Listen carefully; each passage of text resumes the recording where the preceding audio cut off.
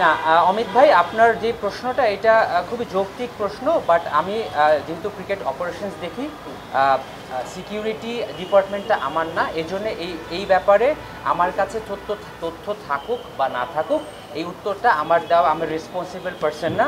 আমি চেষ্টা করব ক্রিকেটিং যে ইয়েগুলো আছে বা যতটুকু আমার দায়িত্বের মধ্যে পড়ে ততটুকুই আমি রেসপন্সিবিলিটি নিয়ে কথা বলার চেষ্টা করব। বাংলাদেশ ক্রিকেট অপারেশনস পক্ষ থেকে আমি গত 2-3 দিন না, প্রত্যেক দিনই আমাদের প্লেয়ারদের সাথে কনস্ট্যান্ট কমিউনিকেশন হচ্ছে, এবং আমি একদম দায়িত্ব নিয়ে বলতে চাই বাংলাদেশের প্লেয়াররা সবচেয়ে বেশি সেফ এবং সিকিউর ফিল করেন মাঠের মধ্যেই, কারণ বাংলাদেশের প্লেয়ারদের সেই বিশ্বাস, সেই ভরসা এবং সেই মানসিক শক্তিটা রয়েছে যে বাংলাদেশের মানুষ, আপামর জনগণ, whatever their political view is, Bangladesh cricket টিমকে তারা ভালোবাসে, বাংলাদেশ প্লেয়ারদের তারা ভালোবাসে, এবং বাংলাদেশ ক্রিকেটে সবাই তাদের সাপোর্টে রয়েছে। তো বাংলাদেশের যারা প্লেয়ার রয়েছেন, বিভিন্ন টিমের সাথে রিলেটিভ রয়েছেন, অনেক প্লেয়ার এই গত কয়েকদিনের মধ্যে ইন্ডিভিজুয়াল ট্রেনিংও করেছেন। আমরা এই মাঠের মানুষ, আমরা মাঠে সেফ সিকিউর ফিল করি এবং আমরা বিশ্বাস করি মাঠে কোনো ধরনের এখন পর্যন্ত কোনো সমস্যা নেই এবং হবে না। না এইটা, হ্যাঁ এইটা দেখুন, এইটা যেমন আমি যদি 6 তারিখের কথা বলি, পরিস্থিতি আরও অস্বাভাবিক ছিল। 7 তারিখে পরিস্থিতি আরেকটু রেগুলার হয়েছে, আজকে পরিস্থিতি আরও রেগুলার হয়েছে, 2-1 দিনের মধ্যে পরিস্থিতি সম্পূর্ণ ঠিক হয়ে যাবে। দেখুন মাঝখানে তো 2-1 দিন কারো কাছে কোনো ধরনের ইনফরমেশন ছিল না, আস্তে আস্তে জিনিসটা স্ট্রাকচার্ড হচ্ছে, আমরা সবাই রেগুলার অফিস শুরু করেছি, এবং এটা বিশ্বাস করি হয়তো কালকের থেকেই পরিস্থিতি আরও বেটার হয়ে যাবে ইনশাআল্লাহ। রিয়াসাত ভাই, আপনার প্রশ্নগুলো একটা প্রশ্ন থেকে অনেকগুলো প্রশ্ন আছে, যদি স্পেসিফিকলি জিজ্ঞেস করেন, না আপনার প্রশ্নের উত্তর দিব। একটা হচ্ছে যে সিকিউরিটি আপনাদের আসার ব্যাপারে জিজ্ঞেস করছেন, প্রশ্নটা একটু ইজি করে করলে আমার জন্য উত্তরটাও ইজি হবে। আমরা কেন ঢুকতে পারি না, পৃথিবীর সবাই ঢুকতে পারে এই গেট দিয়ে, সমস্যাটা না দেখুন, as far age I know, আমি যতটুকু দেখতে পাচ্ছি, আমার মনে হয় আমার পরিচিত অপরিচিত সবাই আপনারা রয়েছেন। দেখুন বিগত সময়ে বিভিন্ন সময়ে পজিটিভ হোক নেগেটিভ হোক, অনেকের সবারই তো পাওয়া না পাওয়ার ব্যাপার আছে, নো ওয়ান ইজ পারফেক্ট, ঠিক আছে, বাট আমরা সবসময় চেষ্টা করি নিজেদেরকে শুধরে নিয়ে বা নিজেদের অবস্থানগুলোকে আরও ইমপ্রুভ করার। দেখুন আমি সেই ব্যাপারে আমি যেটা বললাম স্পেসিফিক্যালি, আমি ক্রিকেট সংক্রান্ত উত্তরগুলো দেওয়ার আমি রেসপন্সিবল, সেটার উত্তর আমি দিতে পারবো। কালচারের যে ব্যাপারটা সেটা সিকিউরিটি ডিপার্টমেন্ট আছেন এবং আমার সিনিয়র কলিগরা রয়েছেন, তারা বলতে পারবেন। আমি স্পেসিফিক্যালি আমাকে যদি ক্রিকেট খেলা নিয়ে, প্লেয়ারদের অবস্থা নিয়ে, প্র্যাকটিস ট্যুর নিয়ে প্রশ্ন করেন, সেটা আমি দায়িত্ব নিয়ে উত্তর দিতে পারবো। সেই জায়গা থেকে আপনার দায়িত্ব নিয়ে আমি উত্তর চাচ্ছি যে সাকিব আল হাসান কবে বাংলাদেশে পা রাখবেন, যেহেতু সাকিব আল হাসান ক্রিকেট অপারেশনসের অধীনে চুক্তিবদ্ধ ক্রিকেটার, আপনি কি মনে করেন যে সাকিব আল হাসান এই মুহূর্তের যে পরিস্থিতি সেই অনুযায়ী বাংলাদেশ ক্রিকেট বোর্ডকে তার জন্য এক্সট্রা সিকিউরিটি এনশিওর করা দরকার? দেখুন সাকিব আল হাসানের 12ই আগস্ট পর্যন্ত এনওসি আছে, 12ই আগস্ট পর্যন্ত যেহেতু এনওসি আছে, 13ই আগস্ট তার দেশে আসার কথা বা আমাদের কাছে রিপোর্ট করার কথা। সো যেহেতু 12 তারিখ, আজকে হচ্ছে গিয়ে 7ই আগস্ট, তার আরও 2-3টা খেলা রয়েছে, আমরা তাদের সাথে যোগাযোগ করব এবং তার প্ল্যানটা জানার চেষ্টা করব। প্লাস যেহেতু নিরাপত্তা তো ব্যাপার রয়েছে, এটা শুধু সাকিব আল হাসান বলে কথা না, আপনারও নিরাপত্তার ব্যাপার রয়েছে, এখানে আমার সিনিয়র ভাইদের নিরাপত্তার ব্যাপার রয়েছে। না না না না সাকিব আল হাসান এখন একজন ক্রিকেটার, তার গতকালকে আসছি ভাই, জি সাকিব আল হাসান গতকালকে রাষ্ট্রপতির আদেশ অনুযায়ী সাকিব আল হাসান এখন আর সংসদ সদস্য নন, তো উনি একজন ক্রিকেটারই রয়েছেন। তো প্রত্যেকটা মানুষেরই সিকিউরিটি কনসার্ন রয়েছে। তো আমরা যেহেতু 12ই আগস্ট পর্যন্ত এনওসি রয়েছে, তারপরে তার বাংলাদেশ ক্রিকেট টিমে জয়েন করার কথা। বাংলাদেশ ক্রিকেট বোর্ডের সিলেকশন প্যানেল এখন পর্যন্ত কিন্তু বাংলাদেশ পাকিস্তানের জন্য দল ঘোষণা করেনি। বাংলাদেশের জন্য যখন ওনারা দল ঘোষণা করবেন, সে যদি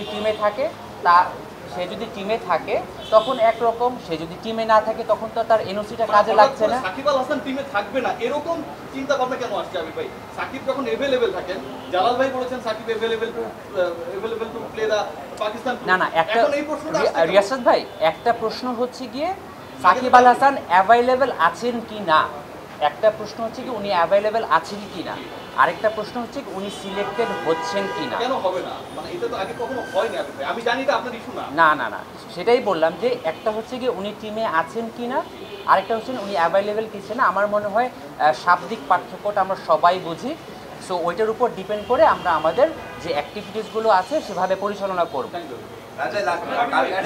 একটু আস্তে আস্তে আস্তে। বাংলাদেশ ক্রিকেট টিমের যারা সাপোর্ট স্টাফ তারা সবাই বাংলাদেশে অ্যাভেলেবেল আছেন এবং তারা সবাই বেশ গত 1 আগস্ট রাতের থেকেই সবাই অ্যাভেলেবেল আছেন। তারা প্র্যাকটিস শুরু হওয়ার জন্য অপেক্ষা করছেন এবং আমরা যদি প্র্যাকটিস শুরু করতে পারি তাহলে অবশ্যই তারা আশা করি উপস্থিত থাকবেন ইনশাআল্লাহ। ওকে, 1 মিনিট সামি, একটু হাতটা তুলে তারপরে। আবির ভাই যে ধরেন অনেক অস্ট্রেলিয়ান ন্যাশনাল আছে, না না এক্সট্রা মেজার্স নিচ্ছেন কি? না, অবশ্যই প্রথমত তারা আমাদের যারা বাংলাদেশি বিদেশি কোচিং স্টাফ বাংলাদেশে রয়েছেন তারা বাংলাদেশ ক্রিকেট বোর্ডের জন্য তারা আমাদের রেসপন্সিবিলিটি, তাদের free movement, security in while their training, এটা আমাদের ডেফিনেটলি টপ প্রায়োরিটি।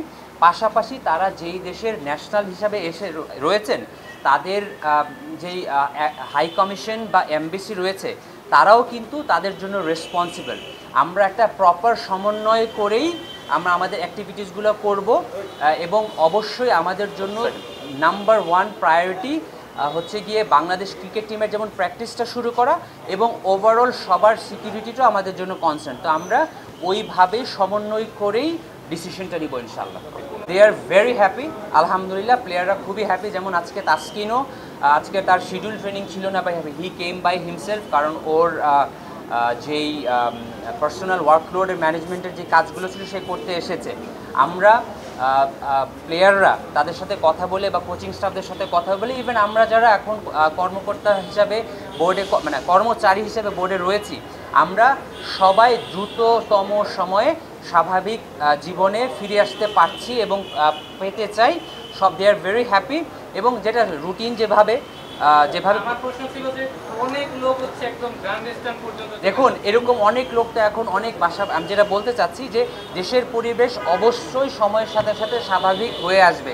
এমন না যে বাংলাদেশ ক্রিকেট বোর্ড, আমরা তো দেশের বাইরে না, এলিয়েনেটেড না, আমরা সময়ের সাথে সাথে আমরা মনে করি যে সিচুয়েশনটা কনসার্ন হয়ে যাবে। আজকে হয়তো 40 জন হচ্ছে, কালকে হয়তো 5 জন থাকবে, হয়তো 2-3 দিন পর থেকে স্বাভাবিকভাবেই রুটিন সিচুয়েশন চলতে পারবে। জি, 16 তারিখ নাগাদ। জি, 16 তারিখ নাগাদ। 12 তারিখ পর্যন্ত তার ইনোসেন্স, যদি তিনি নির্বাচিত হন তাকে কি বাংলাদেশে এসে দলের সঙ্গে যেতে হবে?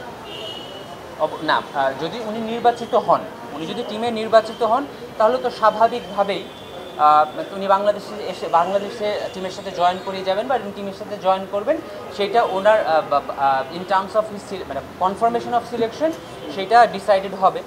এখন দেখুন অনেক সময়, যেমন আমি আপনাকে একটা ছোট্ট উদাহরণ দিই, অনেক সময় কিন্তু প্লেয়াররা ব্যক্তিগত কারণেও কিন্তু জানিয়ে থাকেন যে আমি এই কারণে হোক বা অসুস্থতার কারণে হোক, যেমন মাহমুদুল্লাহ রিয়াদ বছরখানেক আগে হজের কারণে আফগানিস্তান সিরিজ খেলেন নাই। সো পার্সোনাল সেই স্পেসটাও তো আমরা প্লেয়ারদের দিয়ে থাকি। সো আমাদের এখন পর্যন্ত যেটা কনসার্ন সেটা হচ্ছে কি 12 তারিখ পর্যন্ত তার এনওসি দেওয়া আছে।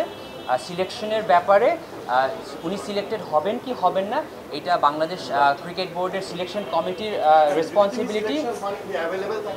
দেখুন সিলেকশন হন উনি অ্যাভেলেবিলিটি, এই দুইটা বাংলাদেশ ক্রিকেট বোর্ডের সিলেকশন প্যানেল ন্যাশনাল সিলেকশন প্যানেলের রেসপন্সিবিলিটি। এরপরে তার বাংলাদেশে এসে আসতে হবে কিনা বা উনি ডাইরেক্ট যাবেন কিনা that will depend on the board. ঠিক আছে, বোর্ড এখনও যেহেতু ভেঙে দেওয়া হয়নি, বোর্ড চলমান আছে, বোর্ডের ডিসিশনের ব্যাপার। আমি অপারেশনস ইনচার্জ হিসেবে আমি যেভাবে বোর্ড আমাকে ইনস্ট্রাক্ট করবে সেভাবে আমি অ্যারেঞ্জ করবো। ওকে, লাস্ট কোশ্চেন সেকেন্দার ভাই মাহমুদ। বাংলাদেশ ক্রিকেট বোর্ডে যারা ডিরেক্টর, বাংলাদেশ ক্রিকেট বোর্ডের যারা ডিরেক্টর তারা সবাই কিন্তু ভলেন্টারি ডিরেক্টর। তারা তাদের ব্যক্তিগত প্রফেশনের বাইরেও ভলেন্টারি এখানে নির্বাচিত হয়ে কাজ করেন। চেয়ারম্যানের সাথে এবং ভাইস চেয়ারম্যানের সাথে আমার কনস্ট্যান্ট যোগাযোগ আছে। তারা অফিসে আসার জন্য বাধ্য নন, কিন্তু তারা তাদের যে কাজগুলো আছে এখন পর্যন্ত রুটিন মতো করছেন, কনস্ট্যান্ট যোগাযোগ আছে। Last question please. ভাই, আমরা যতটুকু শুনতে পেরেছি সামনের অক্টোবরে নারী টি-20 বিশ্বকাপ বাংলাদেশে হওয়ার কথা, আইসিসি এরই মধ্যে জানিয়ে দিয়েছে তারা বিভিন্ন ভেন্যু চিন্তা করছে। আপনার কাছে কতটুকু না এই ওমেন্স ওয়ার্ল্ড কাপটা এটা ওমেন্স ডিপার্টমেন্ট এবং সিও স্যার একদম ডাইরেক্টলি তত্ত্বাবধান করছেন। আমি responsible for men's cricket, specially men's national team এবং মেন্স এ টিম। সো ওই ব্যাপারে আমার কাছে কংক্রিট বা আপনাদের কাছে কংক্রিটভাবে বলার মতো তথ্য নাই। I am not the responsible person to do that as well. Okay thank you thank you.